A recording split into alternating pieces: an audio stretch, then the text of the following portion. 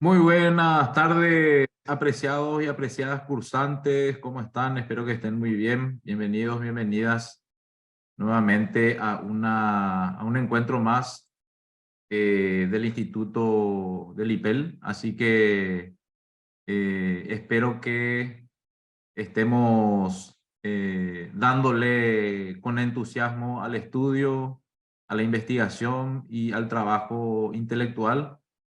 Un saludo para todos y para todas.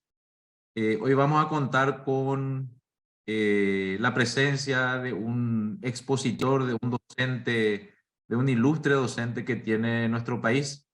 Él es el almirante Cíbar Benítez. eh, Quería presentarles, él es licenciado en Ciencias Militares, es magíster en Planificación y Conducción Estratégica Nacional. Es también especialista en didáctica universitaria, tiene una vasta experiencia en materia didáctica, en la enseñanza, es doctorando también en defensa y desarrollo y lógicamente que en el módulo que le compete, que es el de liderazgo, tiene una vasta experiencia también porque fue agregado naval en Brasil, fue director de inteligencia de la Armada, fue director del Instituto de Altos Estudios Estratégicos, comandante de la Armada, comandante de las Fuerzas Militares, fue ministro secretario permanente del Consejo de Defensa Nacional y actualmente es profesor de estrategia de teoría de defensa y de geoestrategia en los cursos del Instituto de Altos Estudios Estratégicos IAE. Es profesor de seguridad global y defensa de la maestría en relaciones internacionales y diplomacia en la Universidad de Integración de las Américas Unidas de Asunción. Es profesor de seguridad y defensa en la Academia Diplomática y Consular Don Carlos Antonio López del Ministerio de Relaciones Exteriores. Es también coordinador de maestría naval en la Facultad de Ingeniería de la Universidad Nacional de Asunción. Para nosotros, contar con el almirante Cíbar Benítez es realmente un motivo de satisfacción, un motivo de orgullo. Tener a esta figura preponderante de las ciencias militares, de la estrategia, de la educación en general, contar con él como docente de nuestro instituto constituye, como les decía, un orgullo, una satisfacción muy grande y bueno, le damos la bienvenida al almirante Cíbar Benítez. Eh, Gustavo, ¿cómo estás? Gracias por la presentación que hiciste sobre el almirante. Adelante, Dijo, vuelvo en doctora. 5 minutos. Es probable que ingrese ya en un ratito. Hablar un poco más, ¿verdad?, de lo que significa esta materia liderazgo, que si bien es cierto, nosotros cada uno tenemos algo de liderazgo siempre, pero es importante que estemos recibiendo orientaciones y precisiones sobre lo que se pretende en una autoridad, en un político, en alguien que va a regir los destinos de nuestro país, en alguien que va a ocupar un cargo tan preponderante como es los cargos son los cargos electivos aquí en Paraguay. Así que vamos a esperar que ingrese nuevamente el almirante para que ya se empiece la clase. Gracias, Gustavo.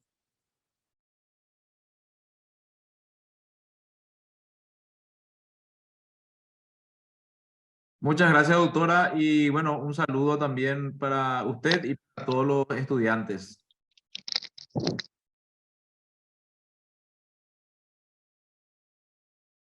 Presente ya, profesor Gustavo, estoy aquí, lo ¿Qué escuché tal, la almirante? última parte. Muy bien, ¿Qué tal, almirante? fuerte Ya ya. hicimos la presentación correspondiente, así que le damos la bienvenida, almirante. Un honor, un privilegio contar con usted en nuestro instituto y desde ya, lógicamente, esta es una casa de estudios que tiene las puertas abiertas a usted como persona y también como catedrático, como persona de ciencias y esperemos que podamos aprovechar, que los estudiantes puedan aprovechar justamente la vasta experiencia que tiene usted en materia de liderazgo y de estrategia.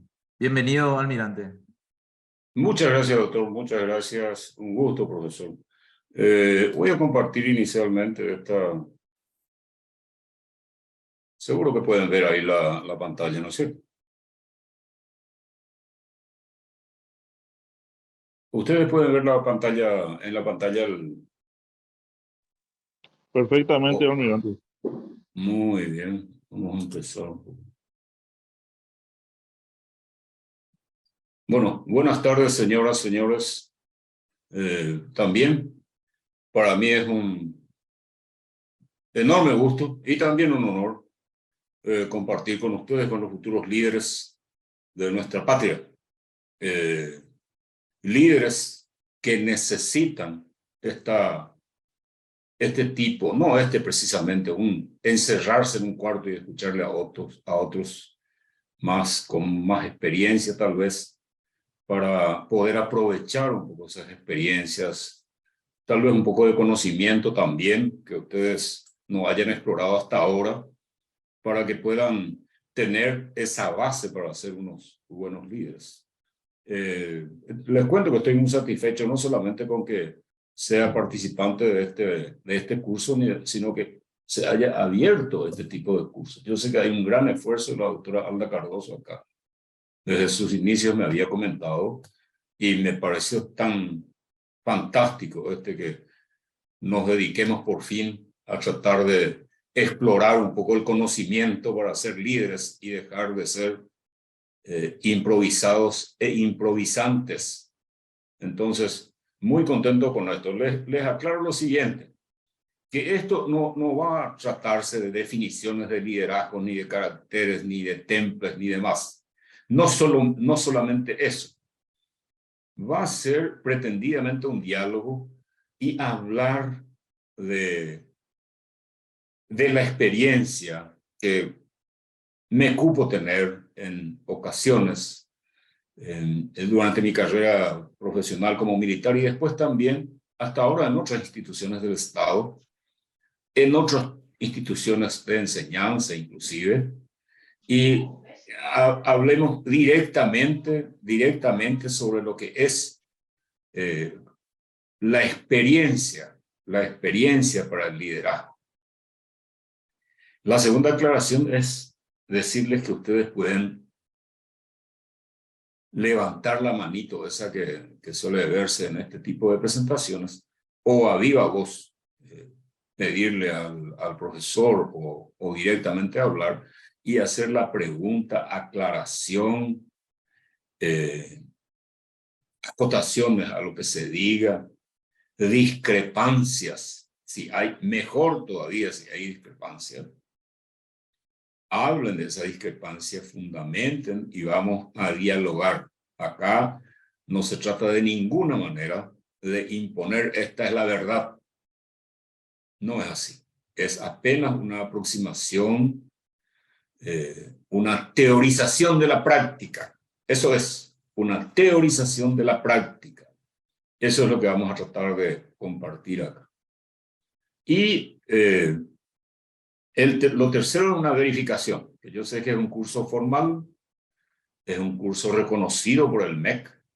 Entonces, esa verificación necesariamente vamos a tener que hacerla. Por tanto, vamos a prepararnos un poco. Les invito a que presten atención, que participen y eventualmente escribir un ensayo, un breve ensayo. Y voy a ir tratando de identificarlos a ustedes a medida que participen y eso va a servir también para la evaluación. Entonces, yo les invito con todo respeto y hasta con afecto que participen de esto, que pregunten o que por lo menos sigamos muy de cerca estas charlas, no solamente esta. Este es el propósito. Me interesa muchísimo que se interprete el auténtico sentido del liderazgo estratégico. Ambas palabras, ambos vocablos son sumamente exitosos en cualquier lado. Hablar de liderazgo parece que importa mucho. Hablar de estratégico parece que le da un nivel más alto todavía, ¿verdad? Entonces vamos a tratar de sacar un poco algunas algunos pareceres respecto a lo que es liderazgo y respecto a lo que es estratégico y qué es lo que le da el apellido estratégico a cierto liderazgo. No solamente conocer teóricamente qué es lo que debe tener un líder, que casi todos sabemos, pero también cómo es que se convierte un líder estratégico. Y después, esto también siempre conteste con la intención del curso, la intención del módulo. Conocer los niveles de conducción estratégica. Niveles de conducción estratégica. Del cual niveles o de los cuales ustedes van a tener que necesariamente atender en ese proceso que significa el liderazgo. El liderazgo, lógicamente, no es ya el autoritario y que manda y otros que le obedecen. Al contrario, es el que está dispuesto a sacrificarse o a ofrecer todo lo que tiene en bien de los demás. Tampoco en el otro extremo del autoritarismo, tampoco un líder débil o un líder, entre comillas, demasiado formidable es útil. O sea que ni autoritario ni demasiado blandos. La conducción estratégica sirve para cambiar una situación en la que estamos incómodos. La conducción es para cambiar una situación, para ver a futuro qué es lo que se puede hacer. Y ese cambio normalmente genera resistencia. Y esa resistencia vamos a tener que vencerla con un auténtico liderazgo, precisamente. El formidablismo no nos lleva a nada, les puedo garantizar. Tampoco el autoritarismo extremo, por supuesto. Pero un exceso de tratar de caerle en gracia a quien van a ser conducidos no funciona. Creo que esa es una primera gran conclusión, ¿verdad? Ni uno ni lo otro. Y otra cosa que me atrevo a decirles, cuando ustedes conduzcan a alguien, cuando estén a la cabeza de una institución, de una empresa, o en el nivel político, en los cargos electorales, y tengan gente a su cargo, lo más difícil de manejar, entre comillas, somos los seres humanos, ¿no? Entonces, qué tan importante creo yo de que de entrada se muestre una seriedad y un rigor, incluso un poquitito exagerado, que después habrá tiempo de aflojar un poquitito la mano. Al revés, nunca funciona. En ningún ámbito. El tratar de ser, en palabras muy nuestras, formidables, y después tratar de meterle ese rigor que necesariamente se necesita, valga la redundancia, se necesita en la conducción. Aquí veo unos chats. Perfecto. Entonces, les invito a que piensen un poco eso, que seamos conscientes de que ni tan riguroso, pero y por supuesto ni tan democrático como se suele decir, ¿verdad? Nuestro país, la conducción, necesita de instituciones fuertes. La democracia necesita de instituciones fuertes y fieles a su principio y a su rol. La democracia no es un relajo, así como la libertad tampoco. La libertad sin orden, ustedes saben a qué conduce. O sea que creo que son los primeros detalles y tal vez de importancia casi capital de lo que vamos a ir diciendo esta pequeña introducción sobre el liderazgo. Esta es la primera clase, la primera charla. Esta es una guía para esto. La función de mando. Me encanta que hayan puesto eso, porque el mando no solamente corresponde al ámbito militar. De ninguna manera. El mando, desde luego, se ejerce en los distintos niveles de la profesión militar, pero el mando significa justamente tener esa responsabilidad del liderazgo. Les reitero que me gusta mucho que esté con esta palabra, del liderazgo, la función del mando. Y estrategias dice ahí, y puse en rojo justamente para decirles de entrada que la estrategia no es una regla fija. La estrategia no es como un camino estrecho que hay que seguir y por ahí ir marchando. Y si no funciona, se levanta la vara y se pone en otro sentido y otra vez marchamos en ese sentido. Eso no es estrategia. La estrategia es un camino amplio que permite la conducción y que permite que el liderazgo del que va al frente pueda ejercer ese liderazgo. Es diferente. Nosotros estamos muy acostumbrados a decir, cuando ICOI cambiemos de estrategia y nos vamos por otro lado y no funciona y otra vez cambiemos de estrategia. La estrategia para un líder estratégico es un camino ancho que puede ir zigzagueando, pero hacia una misma dirección. El liderazgo como habilidad directiva es fundamental. Estaba viendo cómo mejor encarar esto, y más que definiciones, más que buscar textos y ver qué dice de liderazgo y cómo se debe ser el hombre líder o la mujer líder. Prefiero encarar desde este punto de vista un poquito más profundo, por un lado de la experiencia y por otro lado de la teorización de esa experiencia. Las cualidades personales. Recuerdo yo que un sociólogo chileno decía que un líder tiene que ser, imagínense las cosas que decía el hombre, y yo coincidía tanto, ¿verdad? Tiene que ser un gran conocedor y estar contento con el trabajo que hace. Donde esté, debe estar contento y satisfecho. Es la primera cualidad o condición para el liderazgo efectivo, el sentirse bien y estar contentos con lo que se hace.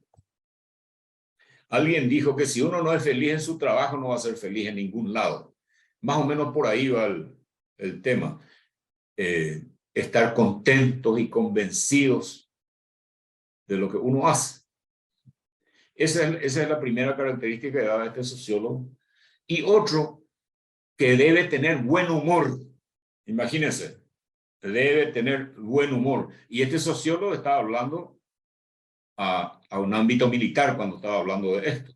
Y él era de extracción militar y hablaba del buen humor, que me parece correctísimo. Estar contentos, el buen humor. No estar profiriendo pero insultos, ni parecido a eso. Pero un buen humor es condición para ser un buen líder. El líder, los liderados deben ser capaces hasta de ir a la guerra con esa persona. Entonces, tampoco hacer cosas para caerle en gracia al otro. Ya habíamos dicho que eso no es necesario. Sino tener esa condición de buen humor. Decía este señor, decía, si hay un líder militar que se enoja porque está sucio el escritorio o un papel que está tirado por ahí, ¿qué será cuando le avanza por el costado derecho un escuadrón de caballería? Decía. Perdería los estribos, sería cualquier cosa menos un líder. En ese sentido es que debe tener ese sentido de buen humor y estar contento con lo que hace y no estar enojado siempre. Lo cuarto que decía es que sea deportista, que practique algún deporte, que se mezcle con esas personas conducidas. Y el quinto y último era que maneje, y eso hace muchos años ya, que maneje esta cuestión informática. Esas son otras de las características que debe tener la persona considerada líder. Y acá, con esto último que dice, los estilos de mando, vamos a ir viendo de a poco cuáles son los diferentes estilos, a pesar de que yo personalmente creo que hay uno solo, que es el que tiene al frente personas como esto que estábamos tratando de describir. Sin embargo, hay diferentes mandos que vamos a ver académicamente y esquemáticamente los diferentes tipos de mando. Me inspira esto que dice características importantes de la acción directiva y dice prudencia, justicia, moderación y fortaleza. Aquí al final está algo en rojo que dice conocimiento pero templanza y fuerza pero prudencia. Yo creo que con eso estamos redondeando todas estas características. Conocimiento absolutamente necesario, pero templanza. Templanza es una de las virtudes más preciadas, que significa en pocas palabras saber guardar hasta sus instintos, con ese conocimiento de no sobrepasar una calma a pesar del conocimiento que tenga. Y la fuerza, que no solamente es la fuerza bruta, sino incluso la fuerza del conocimiento, la fuerza de la moral, la fuerza de la ética, la fuerza de las costumbres de uno, pero prudencia. Fuerza, pero prudencia. Conocimiento, pero templanza. Si cualquiera de nosotros, por alguna razón, tiene un Ferrari y va por la avenida Eusebio Ayala con toda la fuerza que tiene el motor, y va por la avenida Eusebio Ayala frente ahí a la justicia electoral a 180, probablemente va a tener otras consecuencias. Por eso es que se necesita fuerza y hay que tenerla, pero prudencia y conocimiento en todo el sentido de la palabra, pero templanza, saber administrar esos impulsos. Eso es. Con estas 4 cosas, yo quiero iniciar algo un poco más profundo de eso. Todo esto enmarcado dentro de la justicia, lógicamente. Tal vez la función primera del líder es no solamente conducir, sino impartir justicia. Entonces, quedémonos con esto. Les invito, yo le voy a pasar ahí al profesor estas gráficas del PowerPoint para que puedan quedarse un poco con esto y repasar por lo menos una vez esto. Ustedes sabían que estrategia etimológicamente significa el arte del general y permanece con ese nombre.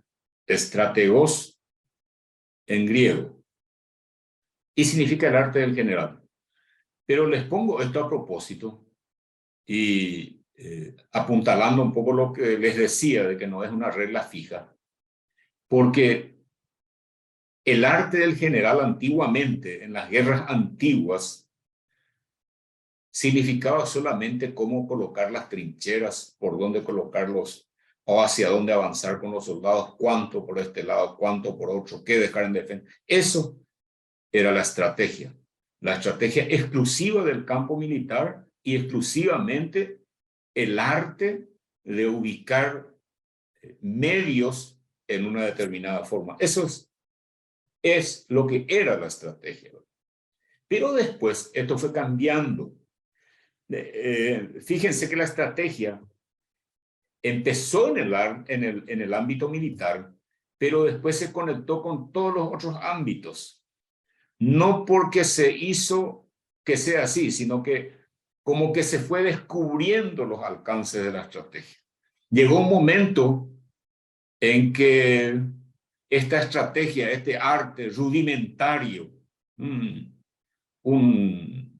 siquiera una ciencia, ni arte, sino una cosa rudimentaria, exclusivamente de las cosas. Y alguien, Clausewitz, específicamente, él notó que había algo que daba vida a la materia, decía. O sea que de ese nivel de práctica inmediata hacía una conexión con el conocimiento, una conexión con la voluntad del hombre, una conexión con la mente del hombre. Por eso que decía de que hay algo que mueve a la materia. Este arte del general, les reitero que fue el inicio de lo que es la estrategia. Esto no fue cambiando, digamos que fue descubriéndose con hechos históricos, hechos bélicos, que en la historia fueron llevándonos a una evolución de este concepto de la estrategia.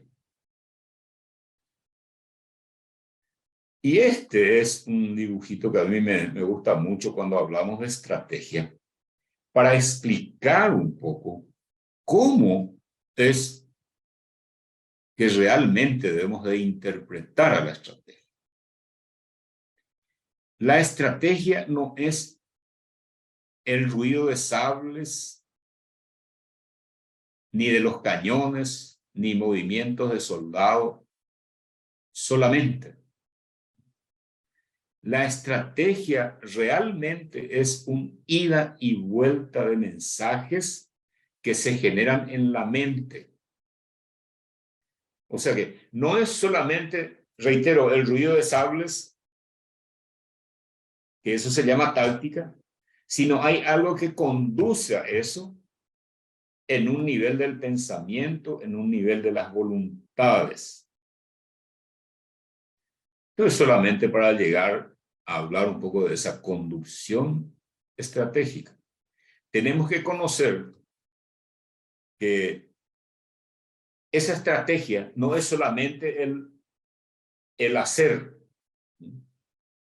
Es muy común escuchar: la política es el qué y la estrategia el cómo.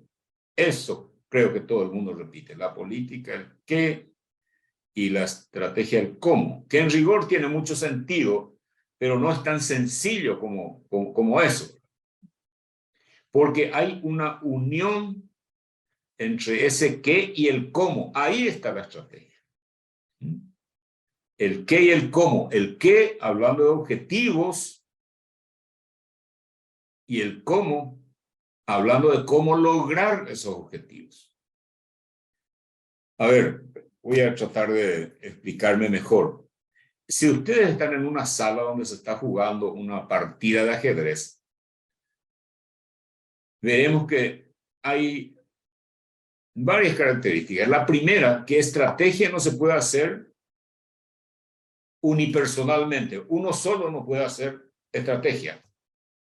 Debe haber un oponente, que nunca es uno solo, porque hay coaliciones de uno y otro lado. La primera situación es que estrategia no puede hacerse solo. Tiene que haber una voluntad que se oponga a lo que yo quiero. Por eso es que el juego de ajedrez es muy oportuno para hablar de estrategia. Cuando yo muevo una ficha, este caballo, una ficha de ajedrez, a través de los cuadros del tablero, estoy intentando llegar a algo. Y el otro, absolutamente callado, está tratando de interpretar qué es lo que quiere con ese movimiento.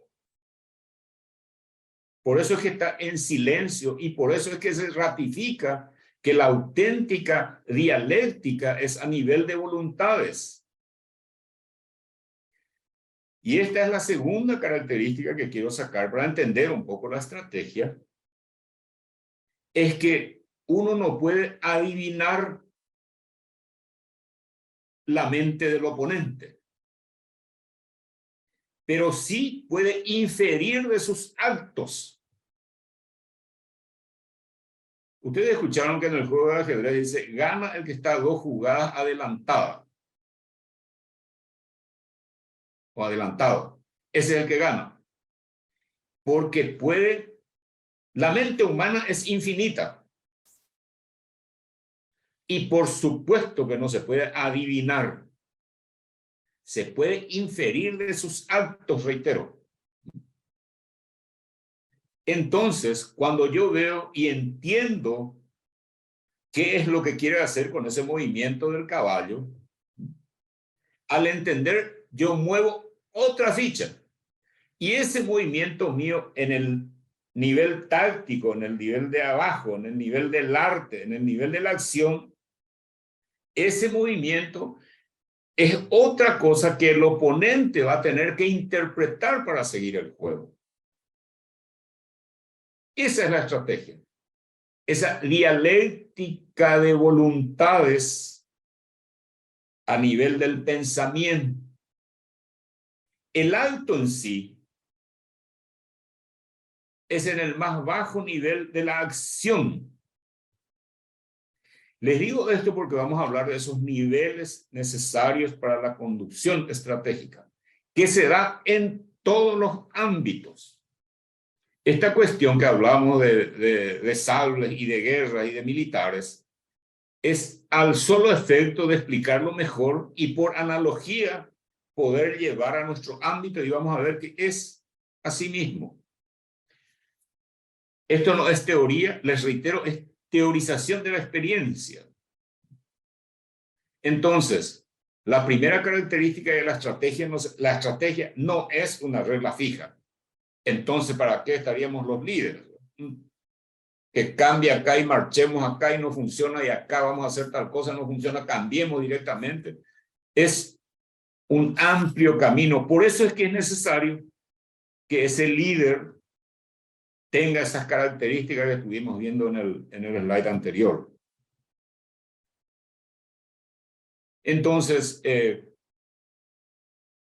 otra vez, con el juego de ajedrez que podemos interpretar claramente, hay un nivel superior que es el nivel del pensamiento y hay un nivel inferior que es de la táctica en el ámbito militar. Un nivel del pensamiento y un nivel de la acción. Un nivel del arte. Un nivel de arte. Eso es lo que es la estrategia. A ver si alguien me ayuda un poco con alguna pregunta o me dice que estamos tan mal con esto o que sé, lo que sea. El arte del general y pasamos a ver un poco esto. Esta es una definición de la estrategia que vamos a cambiar un poco para entender mejor. Dice, estrategia es el arte de distribuir y aplicar medios militares, dice en el antiguo concepto todavía, para alcanzar los fines de la política. Esto es para rescatar solamente 2 palabras, medios y fines. Medios y fines. Una determinada cosa para un determinado fin. Por ejemplo, del ámbito militar. Disculpen que les hable solamente de lo militar, no es ninguna propaganda, ni mucho menos, sino es de donde uno proviene y de donde proviene la estrategia también aplicable a todos los ámbitos, incluso al ámbito del magisterio, al ámbito de la educación, de la enseñanza, de la medicina, de la conducción de la parte de medicina, en todos los ámbitos, medios y fines. Por ejemplo, una cosa grande. La guerra es un medio y no un fin. Nunca, nunca, nunca la guerra puede ser un fin. Nadie quiere la guerra para nada. Pero es un medio para conseguir una mejor condición de paz para el desarrollo. O sea que la estrategia finalmente, algunos simplifican diciendo que es el relacionamiento entre fines y medios. Pero vamos con este discurso que estamos con estos 2 niveles del pensamiento y de la acción. El arte de preparar y aplicar el poder para alcanzar y mantener, parafraseando esto que dijo este señor que se llama Liddell Hart, que es un inglés de los años 50 nomás, no tan lejos, que decía estrategia del arte de la distribución y aplicación de los medios militares para alcanzar los fines de la política. Más de uno habrá escuchado eso.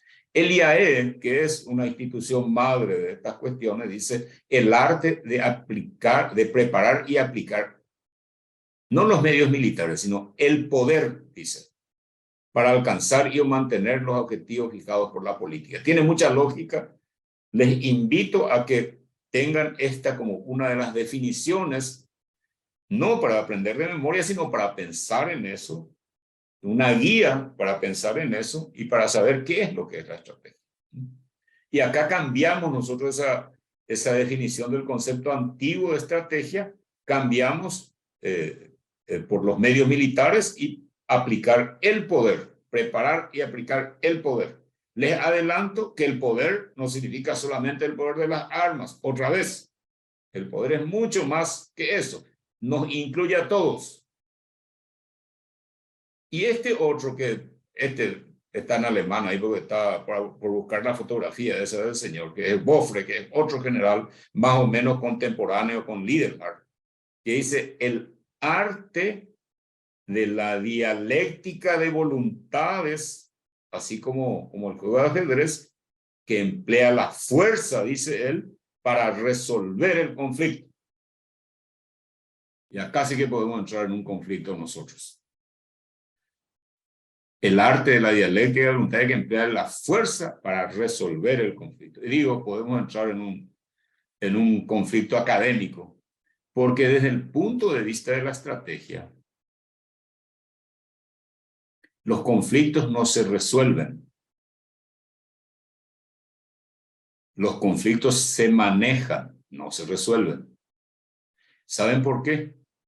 Porque el motivo del conflicto para ese juego estratégico, para ese manejo estratégico, son los intereses. Y los intereses no desaparecen. Entonces sigue, el conflicto se manejó y se llegó más hacia la cooperación o hacia un estado de congelamiento de esa cuestión. Pero siempre está presente el interés motivo del conflicto. Entonces, desde el punto de vista de la estrategia, el conflicto no se resuelve, sino se maneja. Por ejemplo, el caso de las Malvinas, el conflicto entre Argentina y Gran Bretaña. Está quieto, pero siguen las Malvinas. Ahí está siempre, con algunos que quieren reivindicar esto, reivindicar lo otro de uno y otro lado, el poder de uno y el poder del otro comparativamente. Entonces, vamos a estas dos palabras, están en rojo justamente para que hablemos un poco de estas dos cosas, ¿verdad? De la fuerza y de resolver. Porque no es solamente la fuerza, así como ya vimos en el otro, es más el poder. Y esto nuevo que no se trata precisamente de resolver, sino de manejar el conflicto. En síntesis, en estrategia, el conflicto se maneja. Los conflictos se manejan, no se resuelven.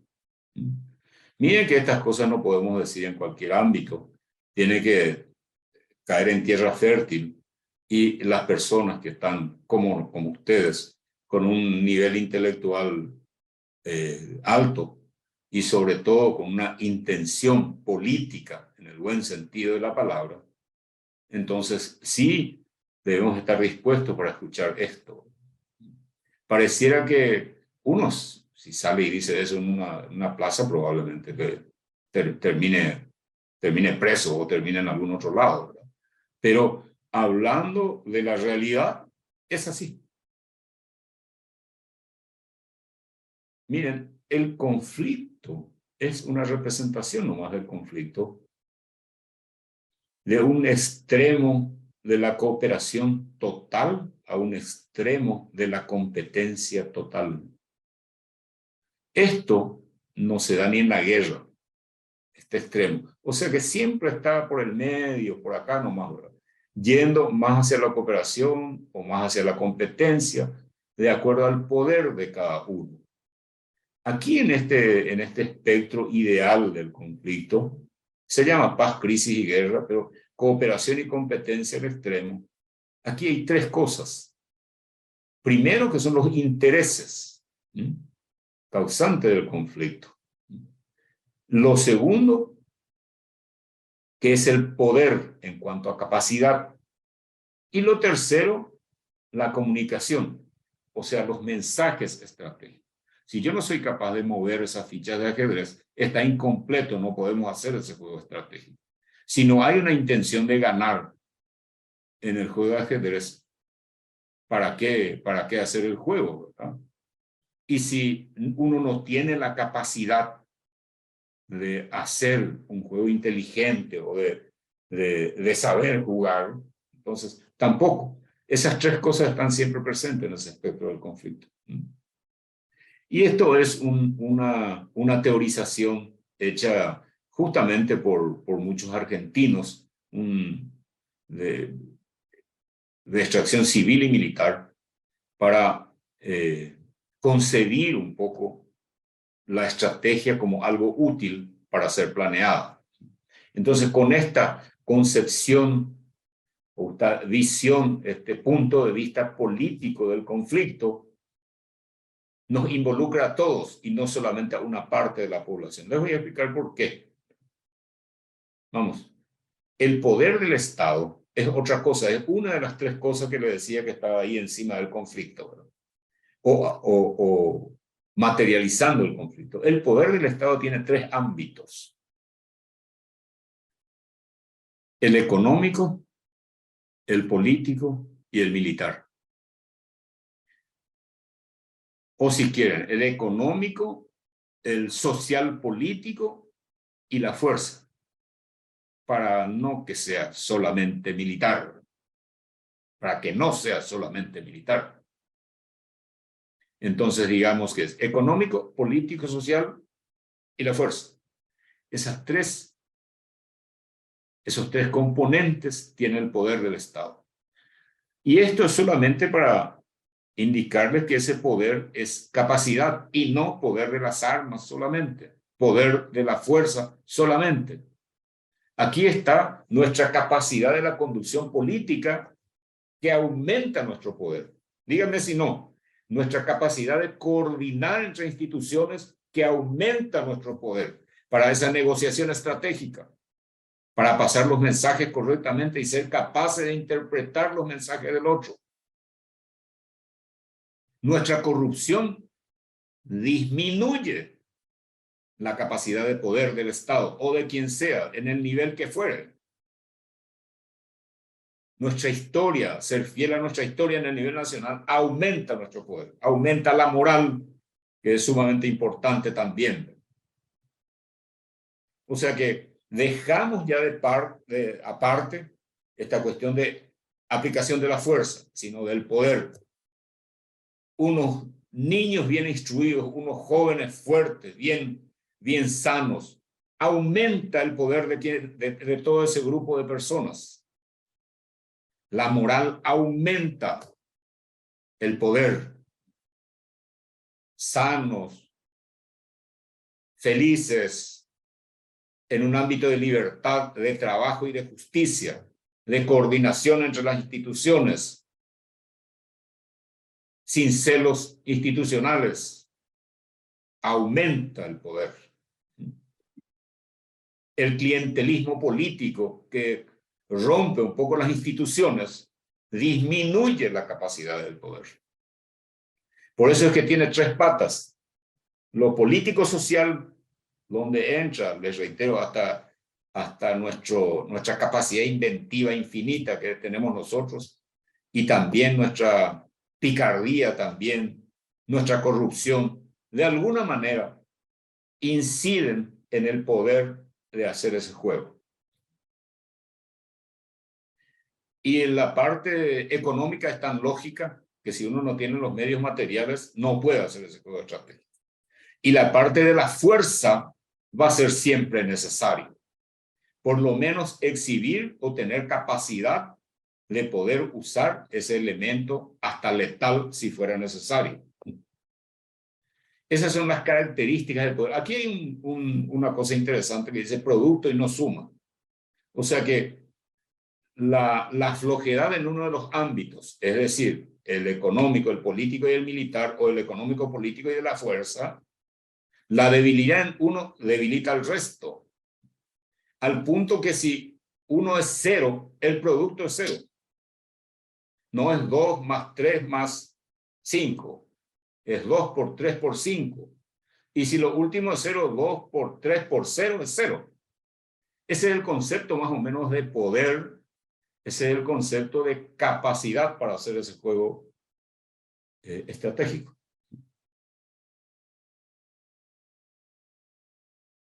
Entonces, corrigiéndole a este general, el arte de la dialéctica de voluntad es que emplea el poder, no la fuerza, para manejar, no resolver el conflicto. Yo creo que podemos tener un break, profesor. Yo sé que es un poco tedioso esto. O si alguien quiere preguntar, este es el momento, o quiere decir algo, pero sería de mucho provecho. Adelante, por favor. Profe, soy Jorgelina. Un gusto escucharle realmente. Y quería hacerle una consulta. El liderazgo significa mucho. ¿Y qué trae más de la mano el liderazgo? Especialmente hablando desde su ámbito como militar. ¿Se podría hablar de disciplina? ¿Puede...? Adelante, por favor, sí. No, me pregunto como una persona civil, ¿verdad? Porque generalmente a los militares se le ve así con cierta rigurosidad, ¿verdad? Con un carácter fuerte, con mucha disciplina, ¿verdad? Entonces me pregunto, como líder, como una persona civil y como líder, ¿influiría mucho la disciplina? Pero quiero decirle algo, señor, antes que nada, me agrada su pregunta, me gusta y que participen también, por supuesto, pero yo también soy civil. Yo voy a ser militar por siempre, pero también civil. Yo estoy bajo el mismo régimen de las leyes, tengo las mismas esperanzas que cualquier otro civil, tengo que ir a votar también y tengo que sufrir las consecuencias o ser beneficiario de las consecuencias de mis actos. El tema de civil y militar, los militares son un grupo de ciudadanos civiles que tienen una profesión especial y por ser tan especial hasta hay un código penal militar. Por eso es que se habla del Estado militar. Pero convengamos, su pregunta es interesantísima y le agradezco también. Pero, y ojalá que sea cierto lo que usted dice, que fuera que la característica de los militares como que disciplinados y rigurosos. Ojalá sea cierto, señora, ojalá. Porque eso es lo que se necesita. Justamente eso, disciplinados y rigurosos. Eso sí es necesario en todos los ámbitos y también debe notarse más en lo militar porque es justamente la base de la profesión militar es el rigor para que este conducido, este subalterno, como habíamos dicho, sea capaz hasta de ir a la guerra detrás de ese líder, ¿se imaginan? Y si ese líder se complica, entre comillas, con los menos antiguos, con los de abajo, ¿qué moral va a tener? ¿Qué puede exigir? Por eso es que la profesión militar debe ser así. Y probablemente también en los otros ámbitos. Por eso que les decía que el liderazgo tiene que ser fuerte, no injusto y riguroso, pero no autoritario exclusivamente. No es así. No debe ser así. Y así en todos los ámbitos, así en todos los ámbitos. Hace poco escuché decirle a alguien que las cuestiones de defensa militar son muy serias, pero no tienen por qué ser tristes, dicen. Pero qué espectacular. A mí me pareció muy bueno. La base de la profesión militar es una disciplina. Se corrompe eso y se destruye. Por eso es que disminuye el parecer de la gente respecto a esta institución cuando es así, cuando sucede eso. Pero les puedo asegurar que el liderazgo siempre es igual en lo militar y en el ámbito civil también. Solo que en lo militar se nota más porque es la base misma de esa cuestión. Pero incluso de las dotes que uno tiene, que haya nacido con dotes especiales, desde el punto de vista intelectual, digo, sin un rigor y una disciplina se pierde. Y sin embargo, otros que nacen con menos estrellitas, con un esfuerzo y con disciplina, puede llegar mucho, mucho más lejos que cualquiera de los que crean que tienen mejores condiciones para liderar. Le agradezco su pregunta, señora. Hay un señor Artaza que parece que quiere colaborar un poco también con todos.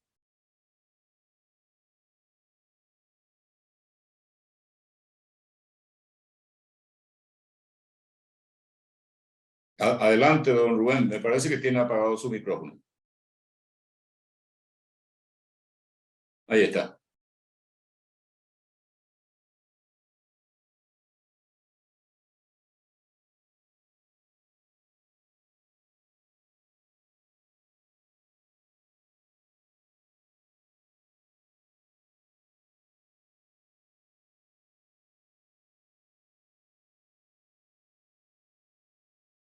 No, qué pena, no podemos escucharle. Si puede escribir lo que quiere decir, podría ser una solución, o de lo contrario, se puede ajustar un poco ahí en la computadora personal. Si hay otra persona, mientras tanto, puede intervenir y agradeceré cualquier pregunta.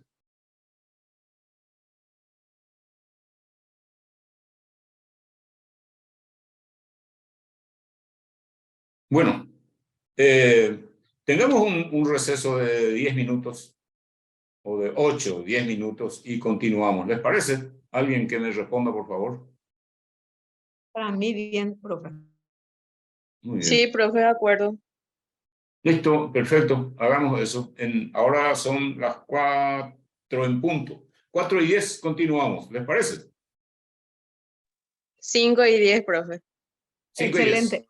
En 5:10. Gracias. Estoy en otro uso horario. Gracias. Listo, nos vemos ahí. Ya estamos, damas, caballeros, cuando quieran. Seguimos. Ahí, Rubén Artaza, si tiene una pregunta, creo que es el momento. Sí, ahora se escucha, entrecortado, pero se escucha. Adelante, señor Artaza. ¿Qué tal, profesor? ¿Me escuchas? ¿Me escuchan? Ahora sí. Sí. Bueno, ya solucioné el tema. Sí. Profe, no sé si podría poner de nuevo la definición de estrategia que estaba al terminar la primera parte de la clase, que habla de la dialéctica, ¿verdad? Con mucho gusto. Ya. Share screen.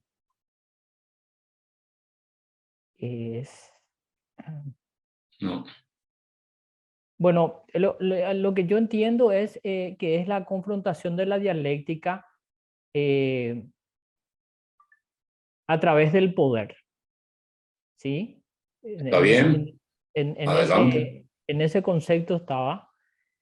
Y sí. Ahí está. El arte de la dialéctica de voluntades que emplea el poder para manejar el conflicto. Bueno, entonces, lo que yo analizo nomás desde este punto de vista es que como la dialéctica es la confrontación de ideas, ¿sí? Totalmente. Sí. Para llegar a una verdad. En líneas generales, eso es lo que yo entiendo como dialéctica, ¿verdad? Sí. Entonces, ¿cómo puede emplear una dialéctica, una confrontación de ideas? ¿Cómo puede emplear el poder? Y a través de ese, ¿cuál es el poder que se refiere? Porque la dialéctica en sí, el arte de la dialéctica ya es un poder en el cual de conflictos, en el cual se contraponen ideas diferentes para llegar a un objetivo principal o para llegar a una verdad concreta. Entonces uno dice, el arte de la dialéctica de voluntades, correcto, ¿verdad? La confrontación de ideas que emplea el poder. Ahí es donde no encuentro, digámosle, la retórica que podría cumplir ese empleo del poder, ¿sí? Ya que en sí la dialéctica es un poder, desde mi punto de vista, ¿verdad? Eso nomás quería un poco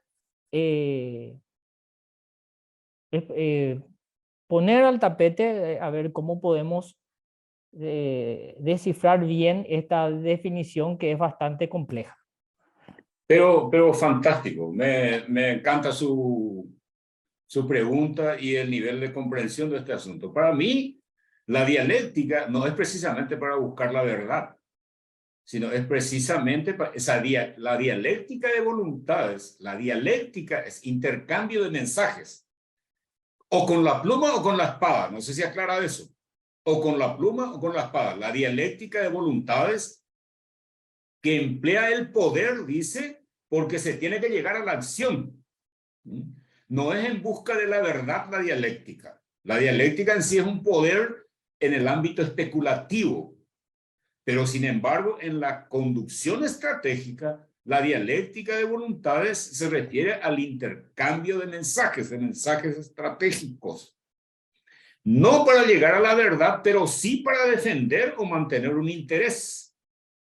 Esa dialéctica de voluntades, esa dialéctica da intencionalidad a la acción. La conducción estratégica es convertir intereses retóricos en acciones concretas. Convertir objetivos, bla, bla, objetivos retóricos en acciones concretas. Esa dialéctica en la estrategia de ida y vuelta de mensajes se da a nivel de las voluntades. Y esa dialéctica se interpreta a través de las acciones tácticas, a través de los movimientos del juego de ajedrez. Y ese mensaje necesita del poder, porque el poder es capacidad. Esa capacidad con sus tres patas indisolubles y única. Por eso que no se puede hablar de poder del Estado y decimos poder ejecutivo, legislativo y judicial. Esa división de Montesquieu y de Rousseau. Pero realmente esas instituciones son instituciones en las que se apoya el poder del Estado para el ejercicio del poder. Por eso tampoco que se puede hablar de poder económico en sí, ni poder político en sí, ni poder militar en sí, de la expresión política del poder, la expresión económica del poder, la expresión de la fuerza del poder. Son expresiones o ámbitos, por eso que hablamos de ámbitos. Pero no sé qué profesión tiene el señor Artaza, pero me parece tan buena su pregunta y me halaga que tengamos estos niveles de profundidad de conocimiento de la estrategia. Pero le reitero, la dialéctica en estrategia no es en busca de la verdad, sino en busca de mantener un objetivo. La dialéctica se refiere a ese intercambio de mensajes. No la dialéctica en el sentido exclusivamente filosófico, sino que está unida a la acción. Le digo más, al mismo respecto, ¿verdad? Clausewitz, que fue un filósofo, le llaman el filósofo, el apóstol de la violencia, le llaman a él, porque vio que el conflicto bélico era útil y racional. O sea que útil y también racional. Y la racionalidad en estrategia está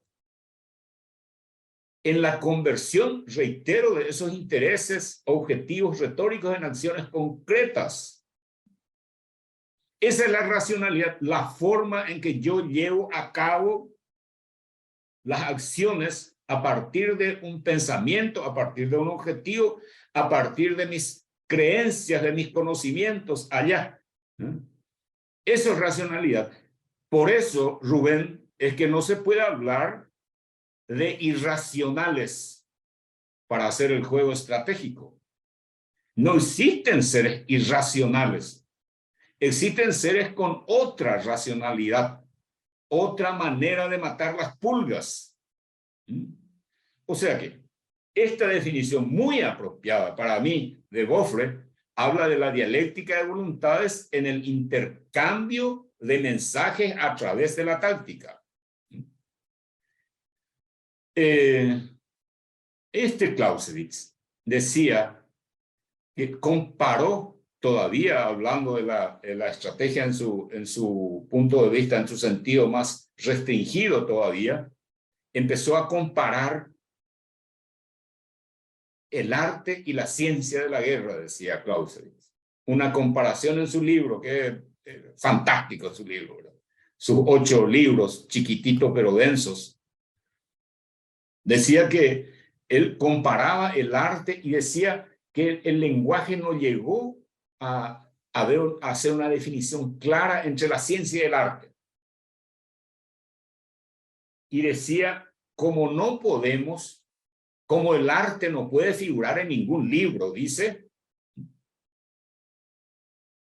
entonces parecía que hay una separación absoluta entre la ciencia y el arte. Pero él dice, si nos acostumbramos a llamar arte a los conocimientos necesarios para el ejercicio de un determinado arte, entonces es arte y ciencia todo. Y quedaría la ciencia solamente para las ciencias puras, para la lógica y para las matemáticas. Y sigue él discurriendo y dice, pero incluso las matemáticas tienen su arte, que es el álgebra y el cálculo. Entonces dice que se puede hablar de arte y guerra de la guerra, del arte operacional, del arte de la medicina, del arte de la arquitectura, de todo. Y en efecto, dice él, incluso el pensamiento del hombre es un arte. Porque dice, ahí donde terminan las premisas, fruto del raciocinio, todavía en la mente humana, fruto del raciocinio, terminan las premisas, construidas al principio y con juicio. Ahí donde termina eso, empieza el campo del arte con el juicio, dice.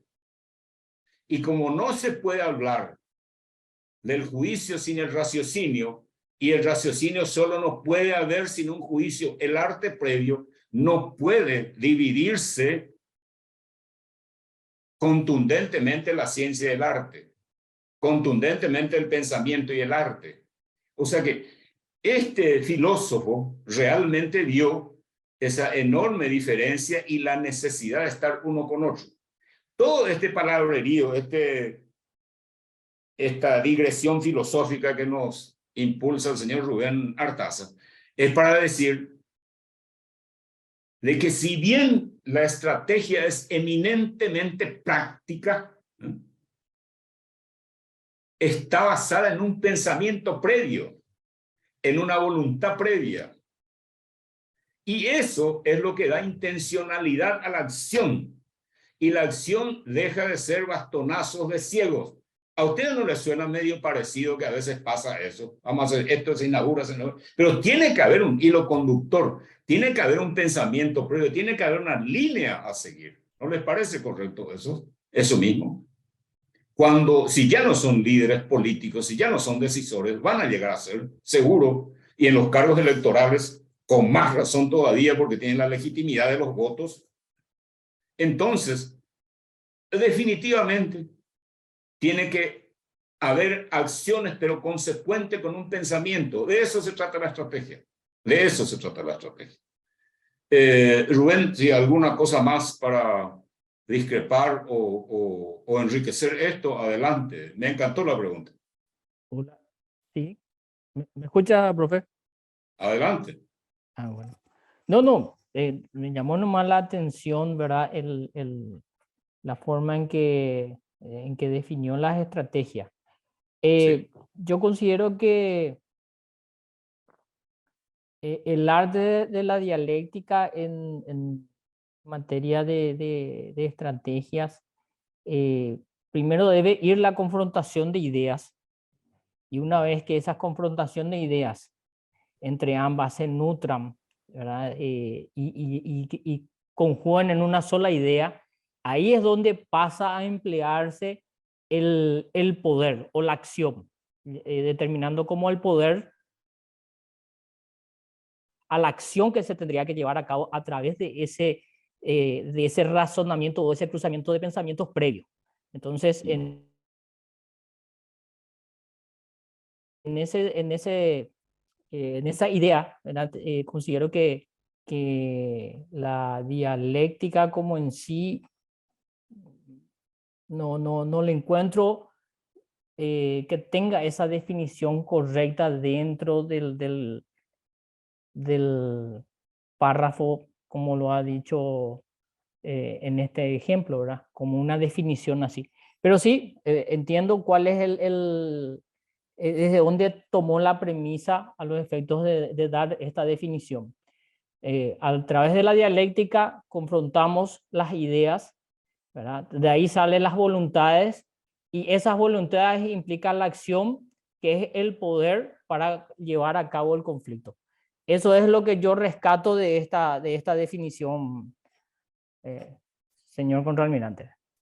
Mira, Fantástico. Rubén, no me pude explicar bien. No es precisamente así lo de la estrategia. Mira, acá yo sé que estás bien centrado con esta cuestión de la dialéctica en busca de la verdad, o la dialéctica en busca de un entendimiento común. Pero acá, en esta dialéctica, hay que recordar que el que tiene adelante es un oponente.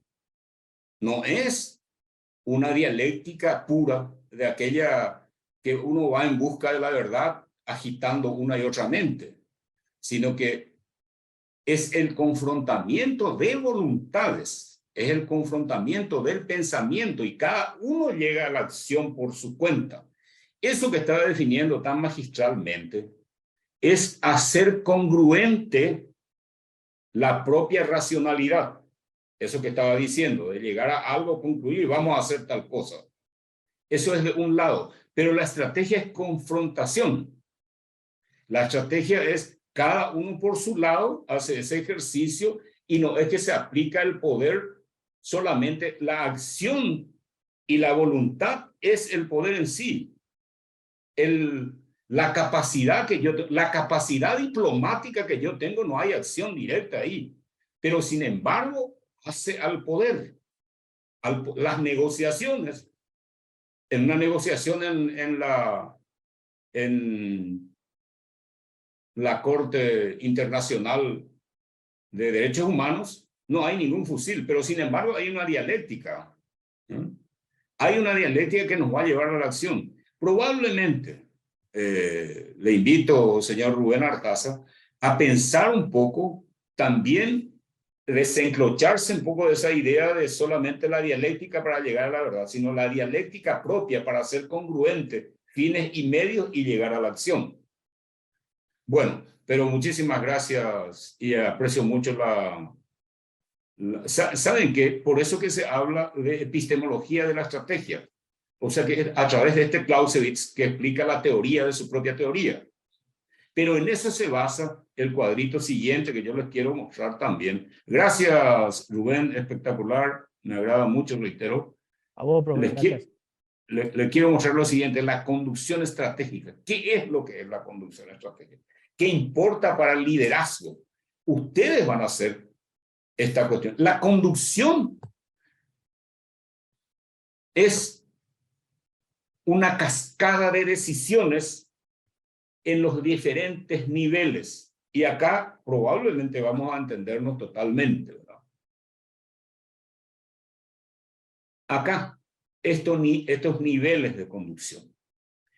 Hay un nivel del pensamiento, de las voluntades, aquí donde se produce esa dialéctica de voluntad. voluntades donde yo trato de inferir y no adivinar la mente o la voluntad del oponente, aquí es donde se conciben los objetivos. Vamos a hacer tal cosa.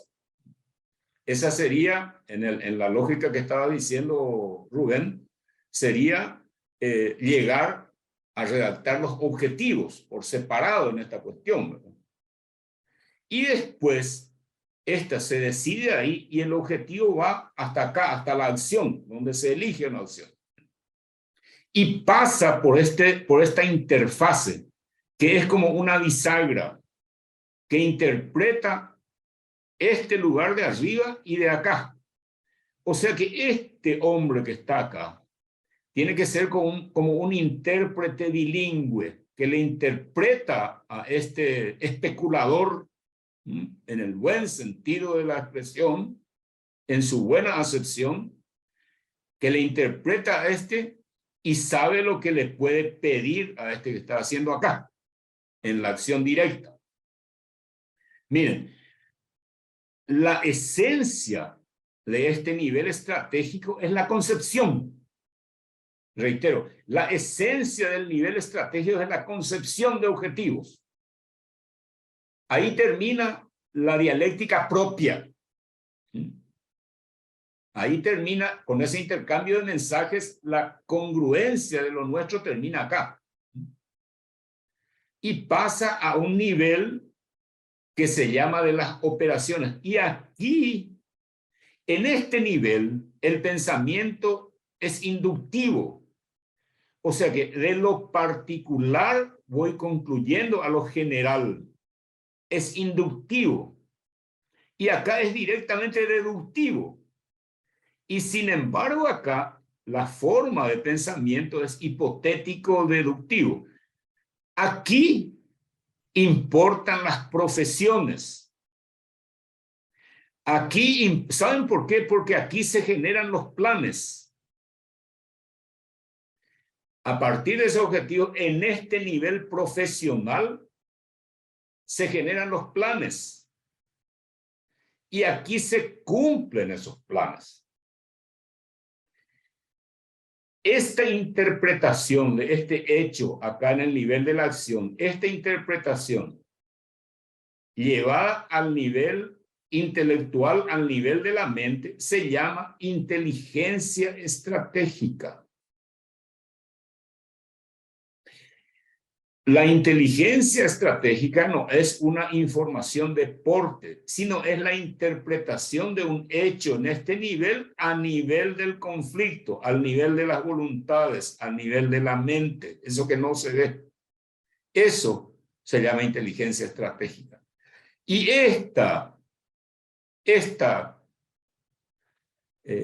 nivel de especulación, el nivel de la concepción de objetivos, que baja acá con una cascada de decisiones hasta el nivel táctico, se llama conducción estratégica. O sea que un pensamiento que mejora la acción, que mejora el pensamiento, que mejora la acción, que mejora el pensamiento, en una retroalimentación infinita, sin solución de continuidad. Y eso finalmente es el aprendizaje en el campo práctico, en el campo de las investigaciones. Pero estos mismos niveles se llevan a cabo en la conducción. Un nivel que en el ámbito militar se llama estrategia, este nivel de las operaciones donde está el planeamiento y este nivel de la táctica donde está la acción. Estos son los niveles de conducción. Y en cada nivel, no crean que aquí solamente se cumple. Aquí también se hace el planeamiento. Y otra cosa que quiero alborotar un poco más todavía.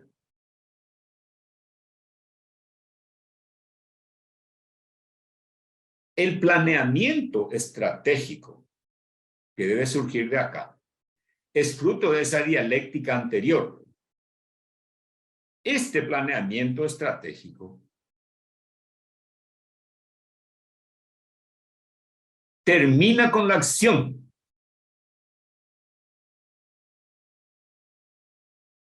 A ver, Napoleón decía, el planeamiento termina con el primer rugido del cañón, decía.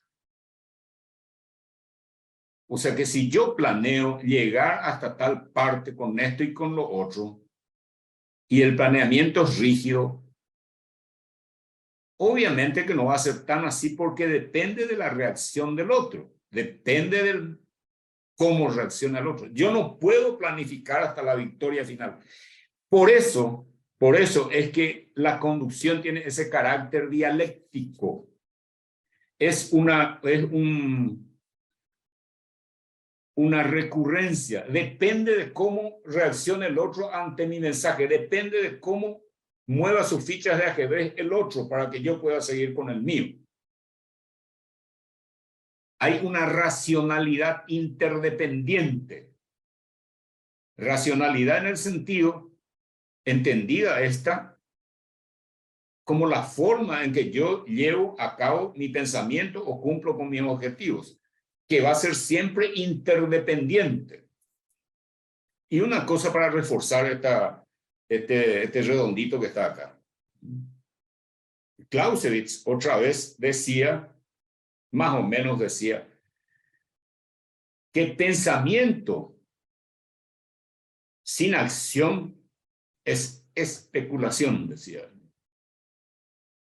Pero acción sin pensamiento es improvisación.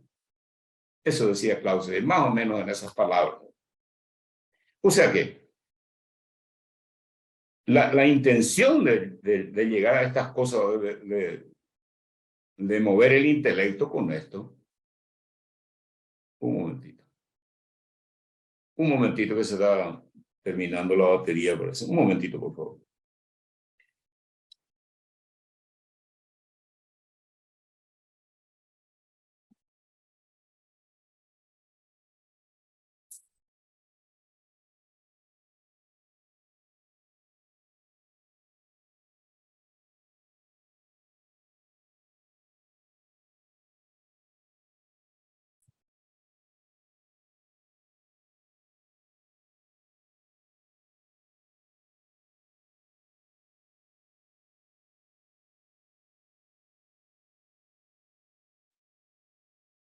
Ya estamos. Bueno, para no ir con tanto aspecto filosófico de esto, pero vale la pena probablemente llegar a eso. Justamente ese es el motivo de estos cursos, interpreto yo, ¿verdad? Para no quedarnos con una creencia que normalmente se tiene de esta cuestión de la estrategia y de la conducción y del liderazgo. Estos son los niveles. Miren, este está sacado de diferentes libros de administración y de management, otro cautivador, otro vocablo cautivador. Y en todos están esos tres niveles anteriores. Algunos dicen conducción institucional, gerencial y técnica. Pero la misma cosa. Acá se definen los objetivos, aquí se planea y aquí se ejecuta.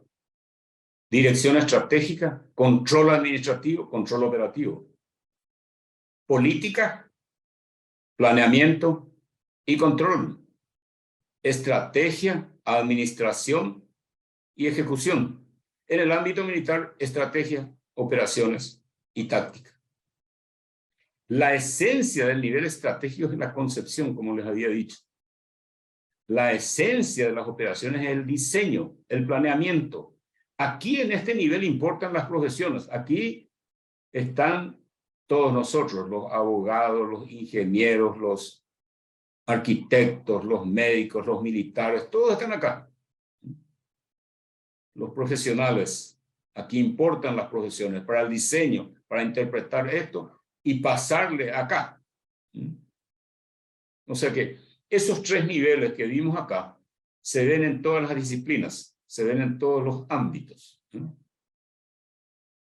Conducción es decisión, en síntesis. La conducción, la intencionalidad de la acción. Le voy a pasar este resumen de lo que hablamos ahora. En el ámbito castrense, la conducción, en el ámbito castrense está clarito. La conducción es la aplicación del comando a la solución de un problema militar, dice. La aplicación de un comando para la solución de un problema militar. Eso es. Claro está que eso no es solamente la defensa, eso es la defensa, pero del ámbito militar exclusivamente. La defensa es mucho más grande que eso. La defensa participamos todos. Entonces, decisión como forma de pensamiento que concibe, diseña y elige.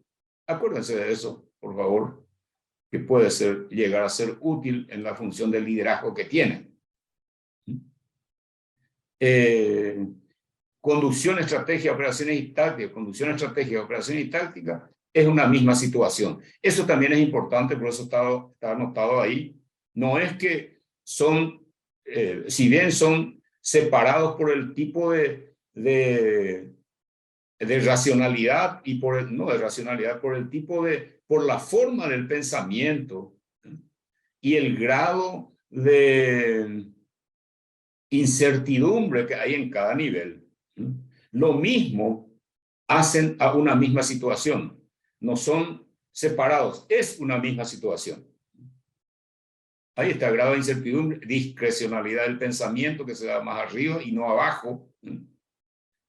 En la parte táctica uno puede discutir, puede hacer, y esa cuestión valga la ocasión para decir un poco que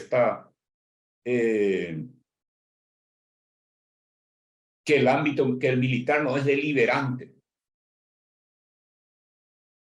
Y no es tan así. Es absolutamente deliberante. El Estado Mayor es un órgano absolutamente deliberante.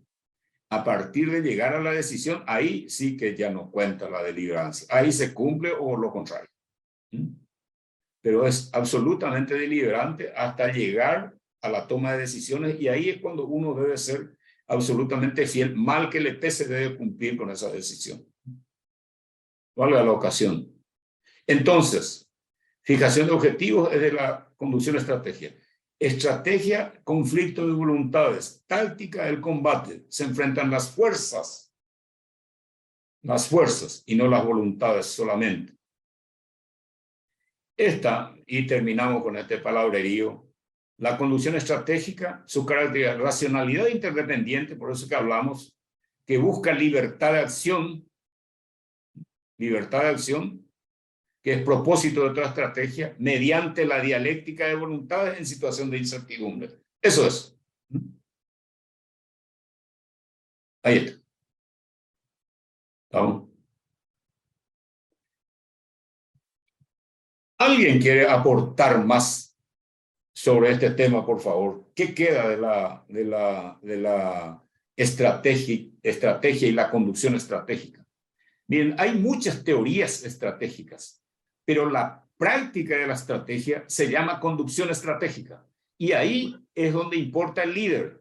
Ahí es donde se ve el liderazgo estratégico. El liderazgo estratégico, en suma, es el que conduce como fruto de esa dialéctica de voluntades en el primer nivel.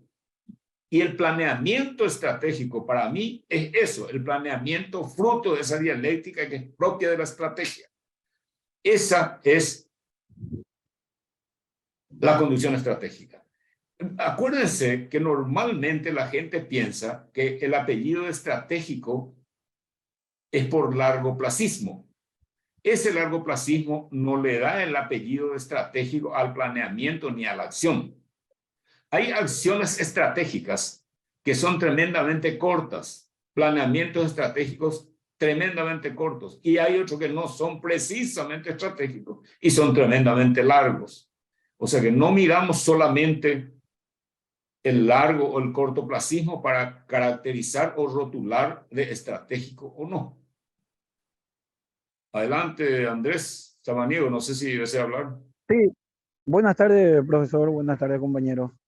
Bien, de parte también, disculpe a involucrar, pero muchas veces lo racional, o bueno, es muy importante de repente el liderazgo, ¿verdad? Porque de repente lo racional ya involucra un impulso personal, y eso ya creo que de repente destruye, o bueno, va a una ambición personal, ya no viene a ser un pensamiento racional, el buscar la solución, porque creo que de repente un líder, justamente eso define su buena función, por no involucrar de lo racional al impulso personal que uno tiene.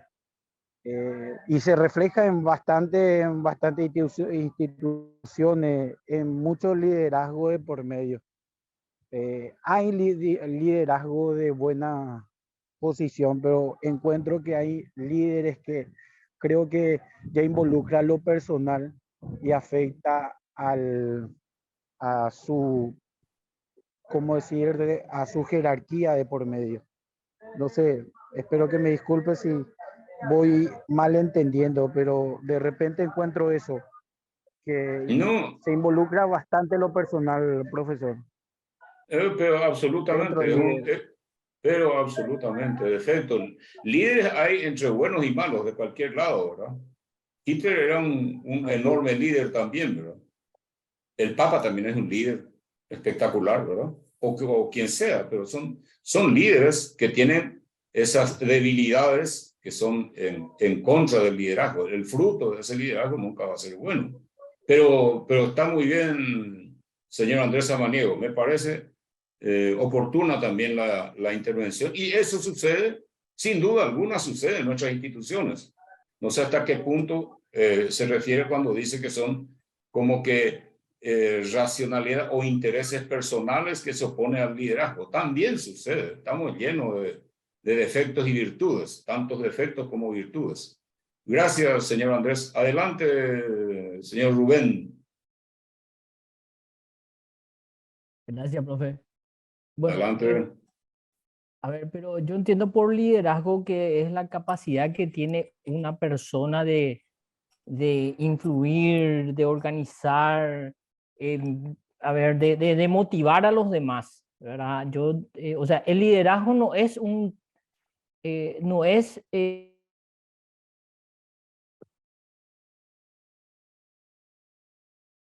No estamos escuchando, lastimosamente. Adelante, don Rubén Artaza, no se escucha. ¿Ahora? Ahora sí, dale. Adelante. Entonces, no sé si le voy a escuchar, tengo un problema acá con el audio.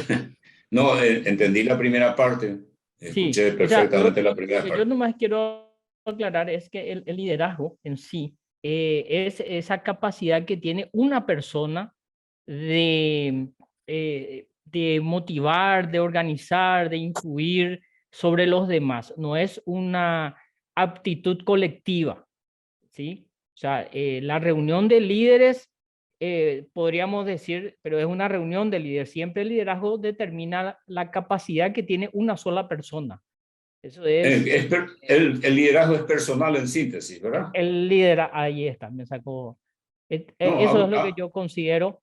Y en ese nivel, en el primer, yo así como veo, de acuerdo al diagrama, en el primer y segundo nivel es donde se realiza la dialéctica. Hablando de la dialéctica de nuevo. En el primer nivel se realiza esa confrontación de ideas para fijar el objetivo o los objetivos. ¿Es así? Así mismo, sí. Y en el segundo, claro, en el segundo nivel, que es la parte nacional, donde entra la parte técnica científica al hablar de profesionales y eso, muy bien, muy bien. también entra la dialéctica a los efectos de darle forma para llegar a ese objetivo fijado en el primer nivel. Sí, ahora bien, y en el tercer Adelante.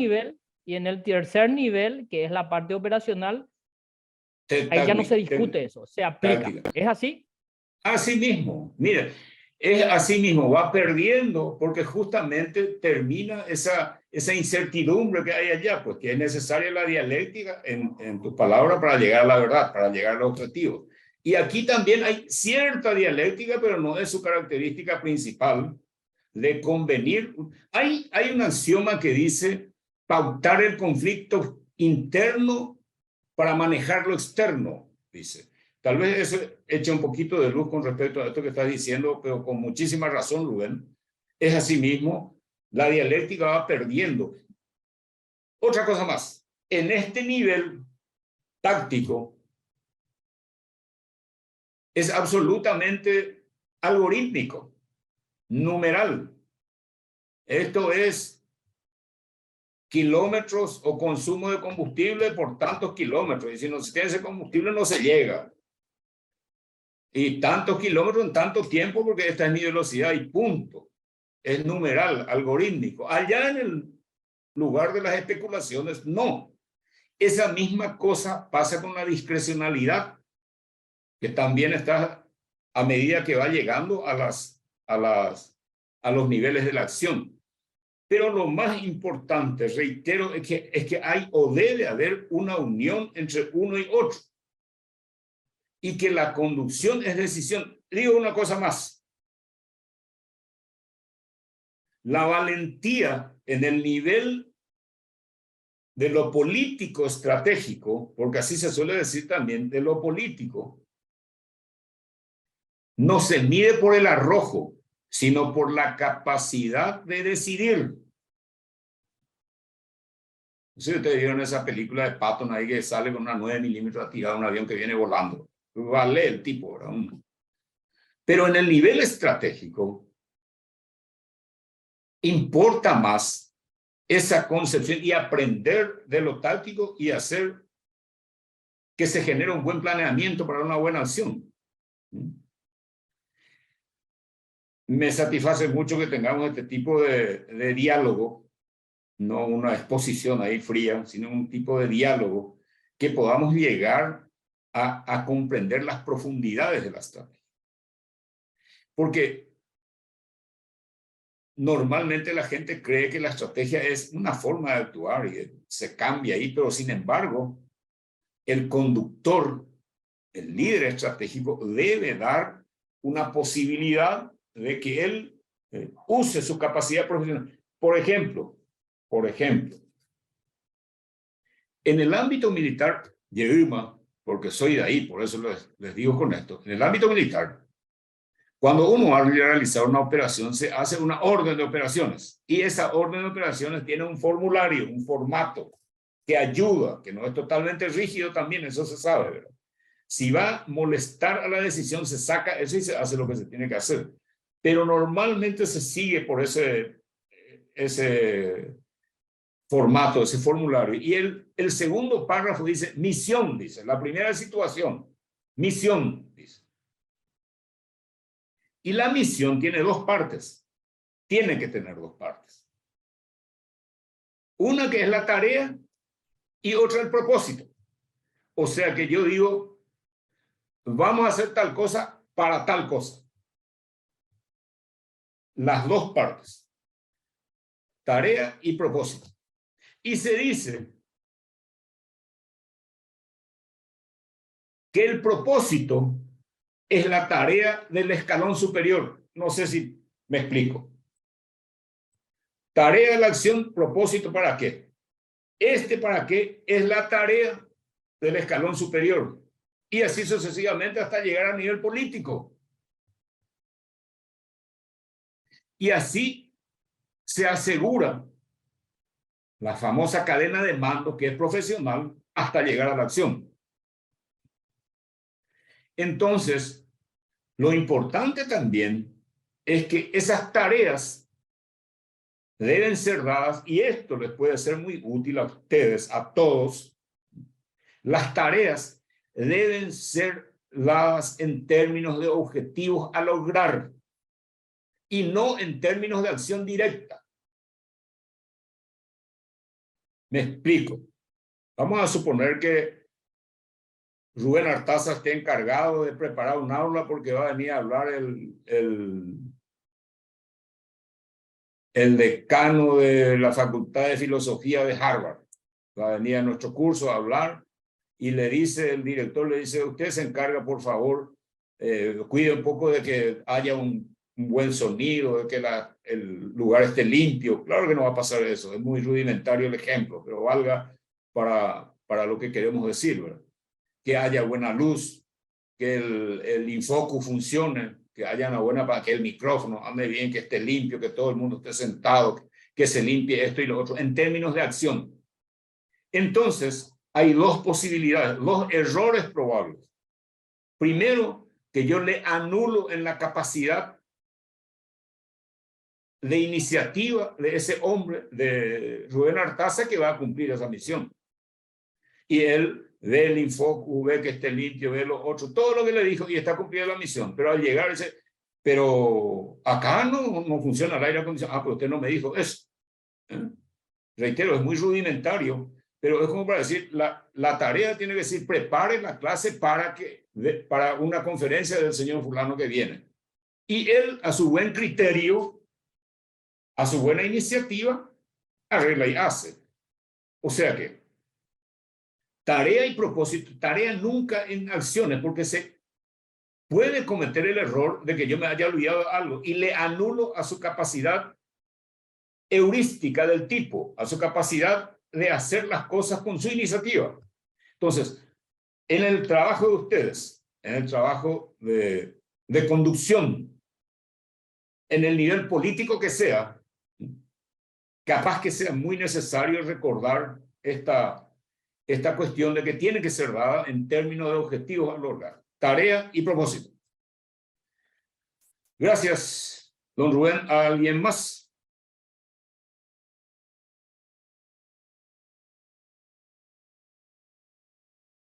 Muy bien. Yo quiero terminar esta primera charla. Les prometo hacer menos filosofía la próxima, pero creo que vale la pena que lleguemos a estos niveles para discutir en las próximas, discutir directamente lo que vamos a poner algún caso y vamos a discutir esos temas de liderazgo.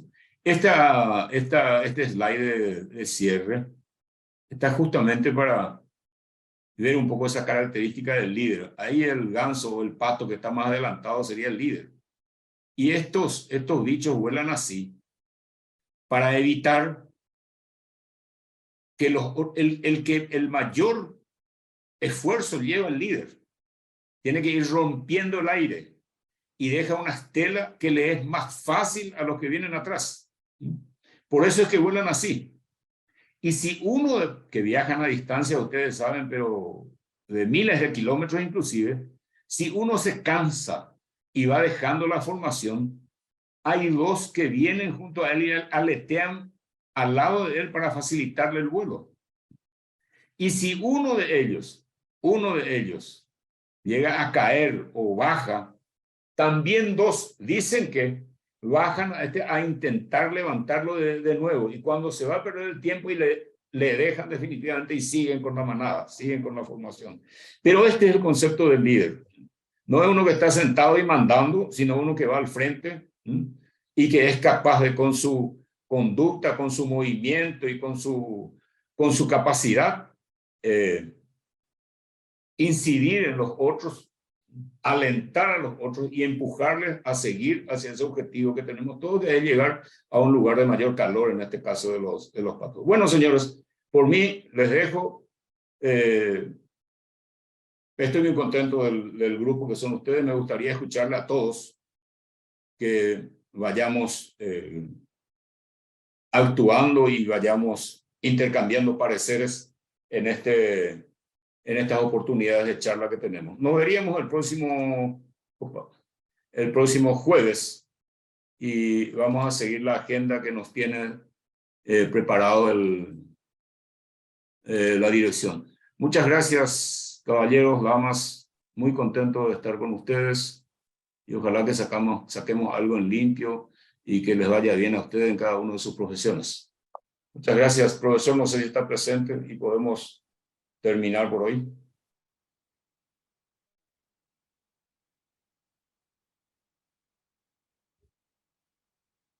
Muy bien.